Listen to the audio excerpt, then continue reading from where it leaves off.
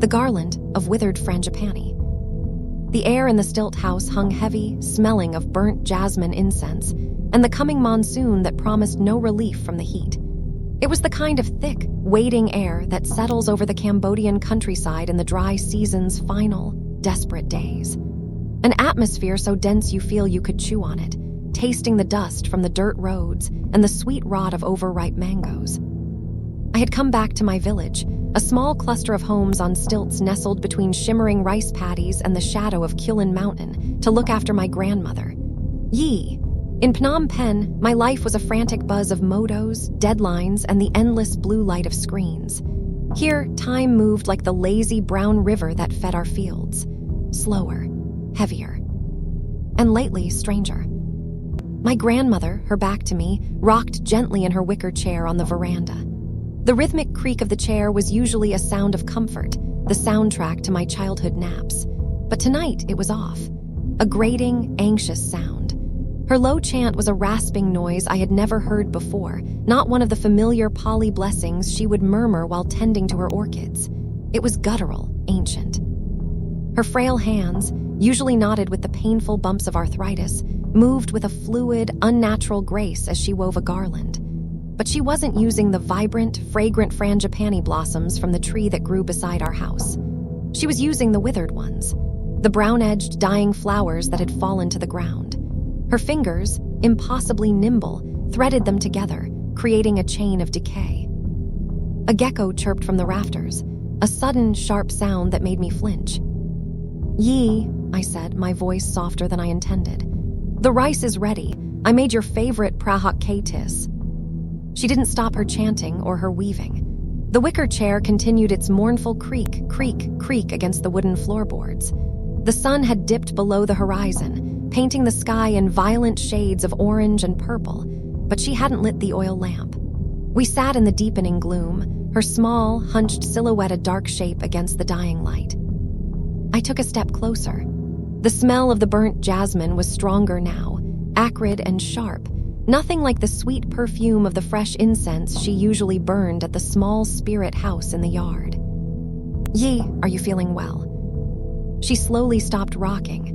The silence that followed was immense, broken only by the chorus of insects that owned the night. She turned, and for a heart-stopping second, relief washed over me. It was her face. The same familiar mask of wrinkled kindness, the gentle slope of her nose, the soft, toothless mouth. But then she lifted her head, and the eyes looking out from that beloved face were not hers. My grandmother's eyes were cloudy with age, warm and brown like strong tea. These eyes were clear, sharp, and cold as river stones in the deep shade. They were ancient, filled with a chilling intelligence that did not belong there. They looked at me not with recognition, but with a kind of detached, predatory curiosity, as if I were a new and interesting specimen of insect that had just crawled into view. A low chuckle escaped her lips. It was not her sound. Her laugh was a wheezing, breathy thing. This was the sound of dry leaves skittering across temple stone, of snakeskin slewing off in the dust. My blood ran cold. The prahak kaitis I was so proud of turned to ash in my stomach. The heat, the oppressive humidity, felt suddenly like the inside of a tomb. And in that moment, I knew with a certainty that defied all logic, all reason, that the woman who had raised me, the woman who sang me to sleep and mended my scraped knees, was just a passenger now. Someone else was driving, and I was trapped in the house with it. The first few days after that night on the veranda, I tried to rationalize it. I was a city boy now, wasn't I? Stressed, tired. Maybe Yi was just having a bad day. Old age plays cruel tricks on the mind. Dementia, perhaps. The doctor in the provincial town had mentioned it as a possibility. It was a comforting, clinical word. A word that belonged to the world of science and reason. But the word felt hollow. It didn't explain the eyes. It didn't explain the sound of that laugh. I watched her like a hawk. During the day, she was mostly my Yi. She would shuffle around the house, her movements slow and pained again. She'd ask me about my job in the city, her voice the familiar, reedy whisper. She would sit and watch the Thai soap operas on our small, fuzzy television, complaining about the villains. She was my grandmother, almost. But there were cracks in the facade. small, terrifying fissures. Her garden, once her pride and joy, was dying. The orchids she doted on drooped, their petals pale and lifeless. The jasmine bush was yellowing, its leaves curling in on themselves. When I pointed it out, she just shrugged, a gesture of complete indifference. This was a woman who once wept when a cow ate her prize rose bush. Then there was the food. She pushed away the prahak katis. She turned her nose up at the kai tiv I bought from the market. One afternoon, I found her in the kitchen, not eating, but just holding a piece of raw fish I had been preparing for soup. She was staring at it with an intensity that made the hair on my arms stand up. She wasn't looking at it like food. She was looking at it like a memory. Her cold, clear eyes seemed to be tasting it without ever bringing it to her lips. The nights were the worst. I would lie awake on my mat, listening. The house would be silent for hours, and then I would hear it. The soft, padding sound of bare feet on the wooden floors. Not the slow, arthritic shuffle of my grandmother, but a lighter, more purposeful step. I'd hold my breath, my heart hammering like a rice pounder against my ribs. I'd hear her go out onto the veranda, and the quiet, guttural chanting would begin again. The same rasping litany from that first night. I knew I had to do something. The city part of my brain screamed for logic, for doctors, for explanations. But the part of me that was raised on stories of Kamak and Ap, of Nik Ta and Pri, the part of me that knew you never pointed at a rainbow and always left a small offering for the spirits of the land, that part of me was screaming in terror. One morning, while she was napping, a deep, unnaturally still sleep that looked more like a trance, I gathered my courage and went into her room. It was a simple room. A wooden bed with a thin mattress, a mosquito net, a small cabinet with her folded sarongs, and a little altar with a statue of the Buddha. Everything was as it always had been, except for one thing. On the altar next to the Buddha was a small, lacquered box. It was black, decorated with faded gold leaf in a pattern I didn't recognize. It wasn't Khmer. It wasn't Thai. It looked older somehow. I had never seen it before in my life. Where did she get it? My hand trembled as I reached for it. The moment my fingertips brushed the surface, a jolt like ice water shot up my arm. The box was cold. Not just cool to the touch, but unnaturally cold, as if it had been stored in a freezer. It seemed to drink the warmth from my hand, from the very air around it. I recoiled as if burned. My heart was pounding. This was it. This was the source. I didn't know how I knew, but I did. The change in her had started around a month ago, a few weeks before I came home. This box was the root of the poison that was killing my grandmother from the inside out. Later that day, I tried to ask her about it. I approached it casually. "Yi, that's a beautiful box on your altar. Is it new?" She was sitting by the window, staring out at the dead garden. She turned her head slowly, and for a moment the cold eyes were back. The air grew still. "It is a gift," she said, her voice a low monotone. "A gift from who?" "From the earth," she replied, and a thin, knowing smile touched her lips. It was not a happy smile. "The earth is generous to those who listen." She turned back to the window, the conversation over. A gift from the earth. I thought about the new well the village had been digging behind our property, near the old tamarind tree that the elders always said was a powerful place. Had she found it there? Had she dug up something that was meant to stay buried? That night, armed with my phone, I decided I needed proof. I needed to understand what was happening. When I heard her bare feet padding onto the veranda, I crept to the doorway of my room, my phone set to record audio. The chanting began. It was low, rhythmic, mesmerizing. I held the phone as still as I could, my knuckles white. The words were alien, a string of hard consonants and long, drawn-out vowels that sent a shiver down my spine. It didn't sound like a language meant for human tongues. After a few minutes, the chanting stopped. I heard the creak of the wicker chair, and then a new sound. A voice. It was coming from my grandmother, but it was deeper, smoother, and it spoke perfect, formal Khmer, the kind you only hear in old royal court dramas. "The vessel weakens," the voice said, clear as a bell in the night air. "The memories fight back like trapped fish in a net, but the payment was made. The bargain was struck." A pause. Then I heard my grandmother's real voice, faint and thin, like an echo from a great distance. "Let me see my grandson," she pleaded. Just for a little while.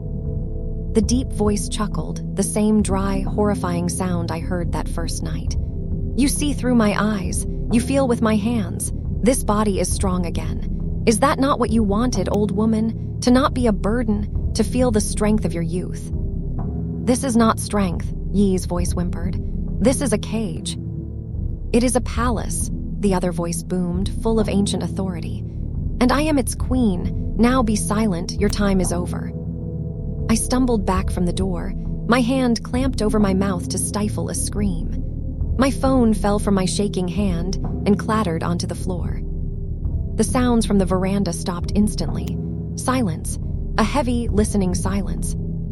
I knew it had heard me. I knew it knew I was there. I scrambled for my phone, my breath catching in my throat. I had to get out. I had to get help. I peeked through the crack in the door. The veranda was empty. The wicker chair was still. Where had she gone? A floorboard creaked directly behind me, inside my room. My blood turned to ice. I didn't dare to turn around. I could feel a presence at my back, a coldness that had nothing to do with the night air. The acrid smell of burnt jasmine filled my nostrils. The little mouse has big ears, the deep, resonant voice whispered, right next to my head. I spun around, a cry strangling in my throat. She was standing there, not 2 feet away.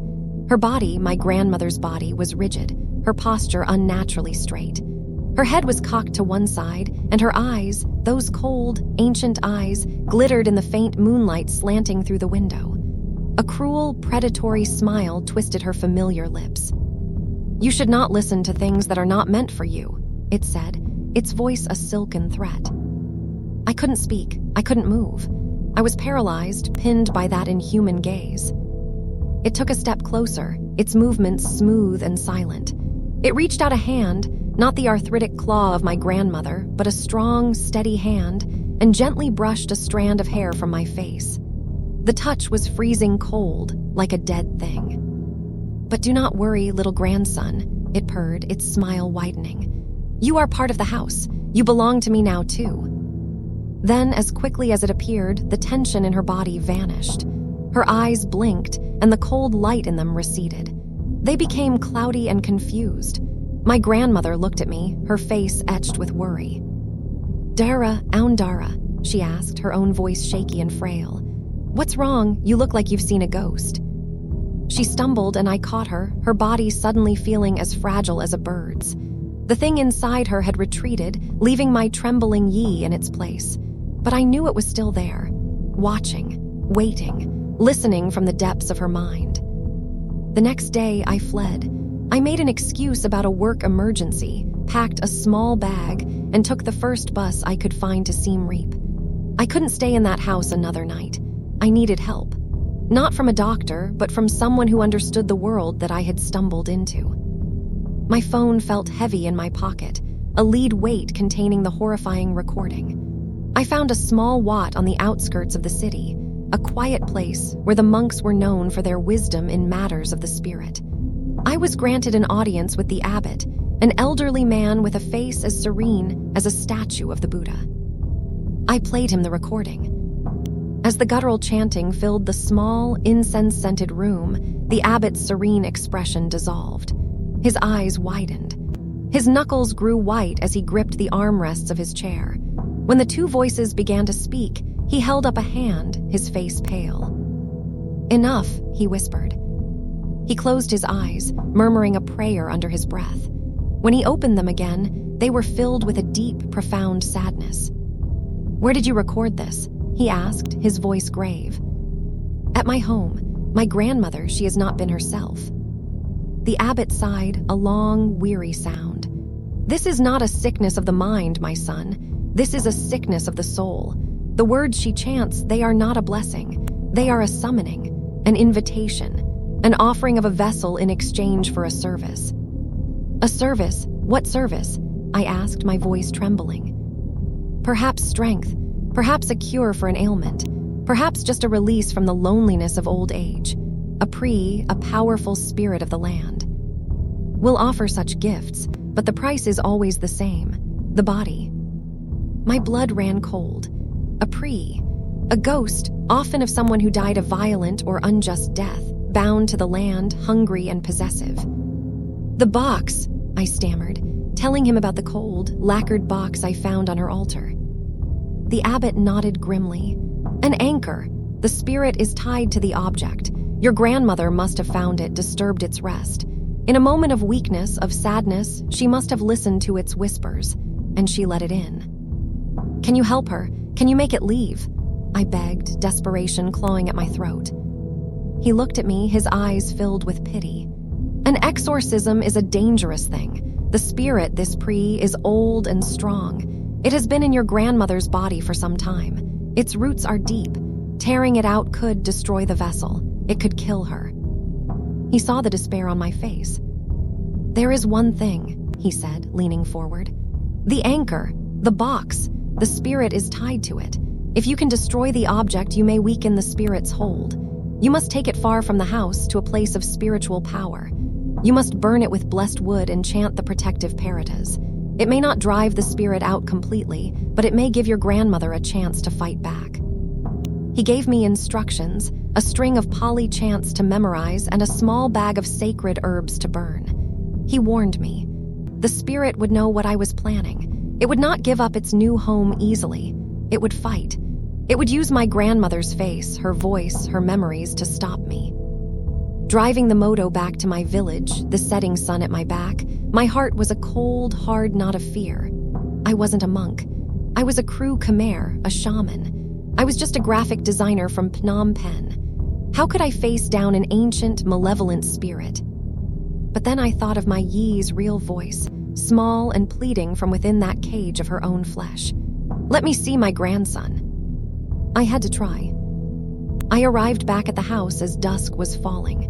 The air was still and silent. Too silent. The usual chorus of insects hadn't started. The house stood dark against the bruised twilight sky, looking more menacing than I had ever seen it. I crept up the stairs, my heart in my throat. The front door was ajar. I pushed it open. She was waiting for me. She sat in the wicker chair in the middle of the room, not on the veranda.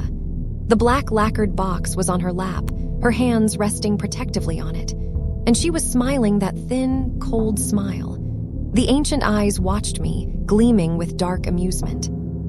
"The little mouse has run to the men in orange robes," it said, its voice resonating in the small room. "Did they give you pretty words to whisper? Did they give you magic herbs to burn? They cannot help you. She invited me. She opened the door. This house is mine now." "Get out of her," I said, my voice shaking but firm. I clutched the small bag of herbs the abbot had given me. It threw back its head and laughed, the sound of scraping stone echoing off the wooden walls. "Brave words, but you are just a boy. You are afraid. I can smell it on you. It smells like sweet palm wine." It stood up, moving with that terrifying, fluid grace. It held the box out to me. "Go on," it taunted. "Take it if you can." I knew it was a trap, but I had no choice. I lunged for the box. Its speed was blinding. One moment it was standing 10 feet away, the next it was right in front of me. A hand, impossibly strong, shot out and grabbed my wrist. The cold was searing, a pain that went straight to the bone. My grandmother's small, frail body threw me across the room as if I weighed nothing. I crashed against the wall, my head exploding in pain. The bag of herbs fell from my grasp, scattering across the floor. The thing stood over me, its eyes blazing with triumph. I have lived for centuries in the dark earth. I have tasted the despair of 100 generations. You are nothing. It bent down, its face, my grandmother's face, inches from mine. "She is still in here, you know," it whispered conspiratorially. "She is watching this. She feels your pain, and she is so sorry." Tears began to stream from her eyes, but the cruel smile never left her lips. They were my grandmother's tears, but not her emotion. It was the most obscene thing I had ever seen. It was using her sorrow as a weapon. That's when I saw it. Tucked into the collar of her blouse was a small, silver Buddha amulet, the one I had given her for her last birthday. It was a tiny thing, but as her tears fell onto it, it seemed to glint in the gloom. The spirit recoiled slightly, a flicker of something, maybe pain, maybe annoyance, crossing its face. It hadn't noticed the amulet. Hope, hot and fierce, surged through me. With a roar, I scrambled up and lunged again, not for the box, but for the amulet around her neck. My fingers closed around the small piece of silver. The moment I touched it, the creature screamed. It was a sound that was not human, a high-pitched shriek of fury and agony that vibrated through the very wood of the house. The face twisted, the familiar features of my grandmother contorting into a mask of pure rage. The body began to convulse. It thrashed and fought, but I held on, gripping the small silver Buddha like my life depended on it, chanting the Pali words the abbot had taught me. The words felt clumsy and wrong in my mouth, but I screamed them anyway. Namo tassa begavato erhado sama simbudasa. The house groaned around us. The oil lamps flickered and died, plunging us into darkness. The wind howled outside, the first blast of the coming monsoon. The thing shrieked again, and a force like a physical blow threw me backward. I landed hard, the amulet still clutched in my hand, ripped from her neck. Silence. The storm broke. Rain hammered against the tin roof, a deafening roar. In the flashes of lightning that illuminated the room, I saw her, my grandmother. She was crumpled on the floor, motionless. The lacquered box lay beside her, its lid slightly ajar. I crawled over to her, my body aching. "Yi," I whispered. "Yi, are you there?" She stirred, moaning softly. Her eyes fluttered open. They were cloudy, they were warm, they were hers. "Dara," she whispered, her voice weak. What happened? There was a bad dream." Relief, so powerful it was dizzying, washed over me. I helped her up. She was just my grandmother again. Frail, confused, and old. She didn't remember anything. I looked at the box on the floor. The abbot had said to destroy it. I knew I had to. In a flash of lightning, I saw a wisp of black smoke, thin as a thread, seep from the crack in the lid and dissipate into the air. The spirit wasn't gone. It had just retreated. I took the box. I didn't burn it that night. The storm was too fierce. I hid it, wrapped in cloth and buried at the bottom of my bag, planning to take it to the Wat in the morning. I stayed up all night, watching my grandmother sleep, listening to the rain and the thunder, my hand never leaving the silver amulet in my pocket. For the next few weeks, things were normal, frighteningly so. Yi was herself again. She fussed over me, she started tending to her garden, and her laughter, her real, wheezing laugh, filled the house once more. The withered frangipani garlands she had woven disappeared. I never found them. I never took the box to the Wat. I was a coward. I was so terrified of provoking the spirit again, so desperate to believe it was all over, that I left it in my bag. A terrible, stupid mistake. Life felt so fragile, so precious, I didn't want to do anything to upset the balance. The monsoon season settled in. The fields turned a vibrant, impossible green. The air was clean and cool. The horror of those nights began to feel like a fever dream, a story I had made up. But I knew it wasn't. Sometimes, when she thought I wasn't looking, I would see her staring out at the old tamarind tree where the well was dug, a strange, hungry look on her face.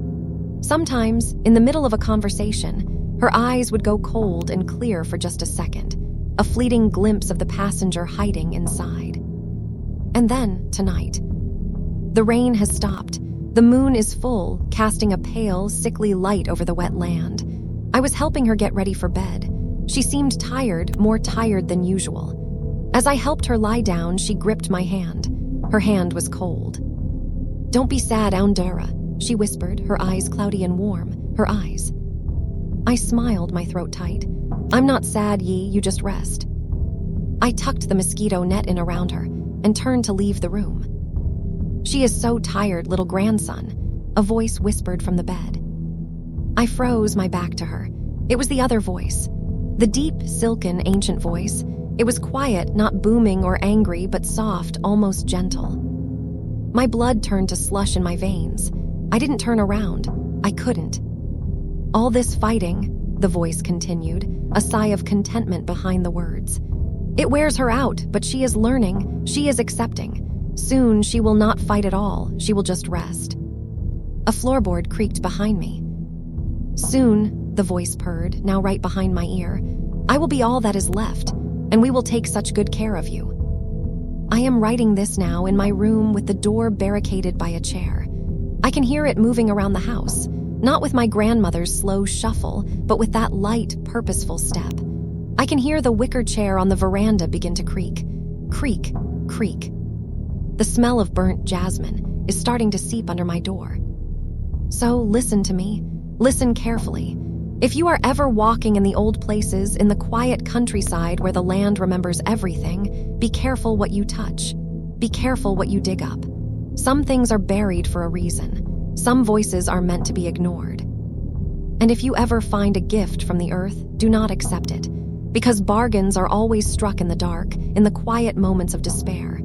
And some debts can only be paid with the keys to your own soul. The earth is generous, yes, but it is also very, very hungry.